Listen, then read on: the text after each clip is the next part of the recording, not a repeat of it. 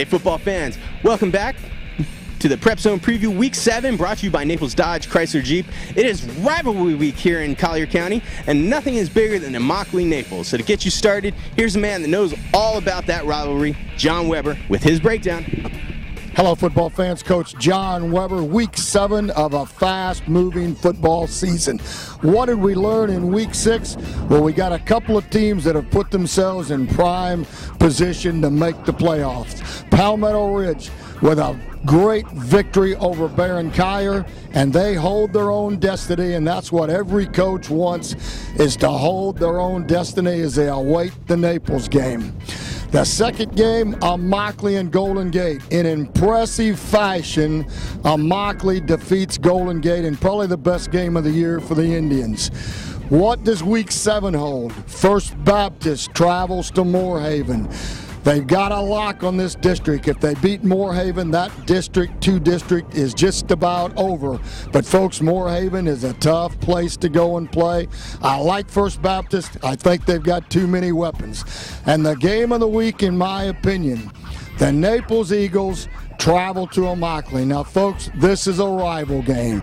This is two teams that don't like each other very well, but they certainly respect each other's program. And joining me is the head coach of the Indians, Rich Dombrowski.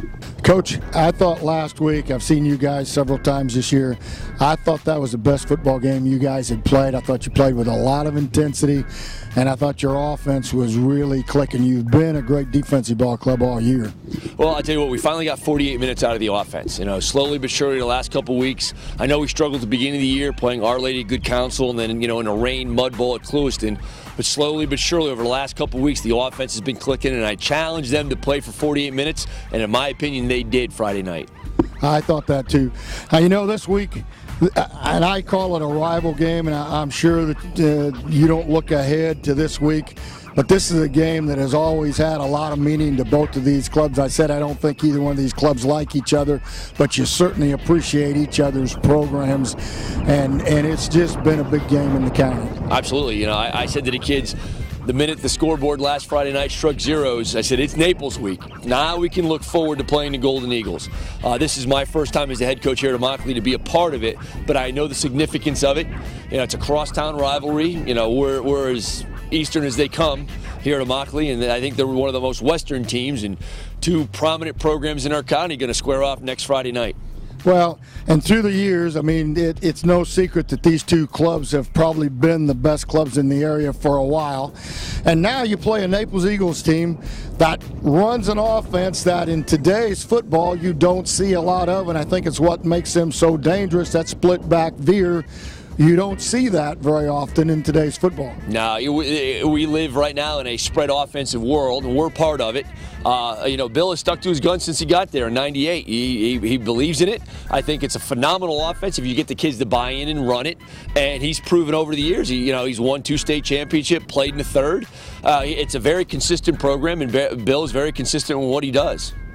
Now you have to figure out how to stop this split back veer, and I think what makes Naples so tough this year is they do have the ability to throw the ball down the field. They sure do. Luckily for us, Coach Fomanai at Gulf Coast is trying to run a similar offense, so we've seen it versus going in cold this week, not seeing it.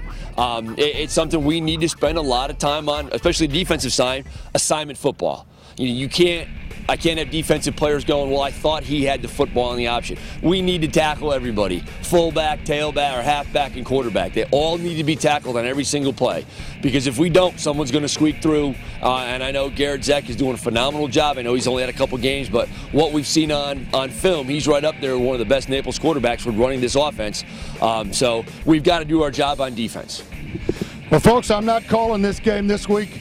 My heart says one thing. I can tell you this, if Immokalee doesn't turn the football over, they got a great chance to win this game. But, folks, you got to beat the Eagles. They're not going to beat themselves. Go see a football game this week, because we're running out of games to go see. And one of the biggest keys for Immokalee this year has been their defense. So for more on that, we've got Johnson Louis Jean with our player spotlight. We play assignment football. Our main priority is doing our job. And we're not selfish. We play as one team. Defense wins games. Offense just brings in the audience. It's very big. They believe like I could have been like a very big advantage to them last year, and I plan on doing that this year. I plan on contributing a lot. Okay. Any thoughts or predictions for this game? A lot of flying around and very physical football. Hey everybody, thank you for tuning in. That's been our show this week. We appreciate it. And don't forget to stay with us all week. We've got news, notes, analysis, previews, photos, videos, everything you could ask for to get you started. Don't forget, Naples and Immokalee this week for the Friday Night Rock segment. And we got the live chat going. We'll keep you up to date on everything that's going on in Collier County. So until then, we got you covered.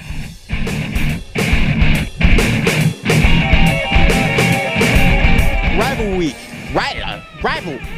Why is that so hard to say?